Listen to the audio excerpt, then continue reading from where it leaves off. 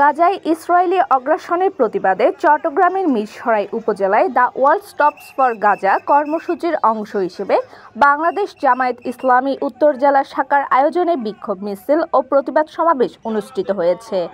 আজকে বিশ্ব মুসলিমের ঐক্যবদ্ধ হওয়ার সময়, আজকে এই ইহুদি সন্ত্রাসী সংগঠনকে নিশ্চিহ্ন করার সময় এসেছে। সোমবার বিকেল ৫টায় উপজেলায় ঢাকা চট্টগ্রাম মহাসড়কে বিক্ষোভ কর্মসূচিতে অংশ নেন সর্বস্তরের মানুষ। এছাড়া বিক্ষোভ মিছিলে জামায়াত ইসলামীর জেলা ও উপজেলা বিভিন্ন ইউনিয়নের নেতাকর্মীরা উপস্থিত ছিলেন।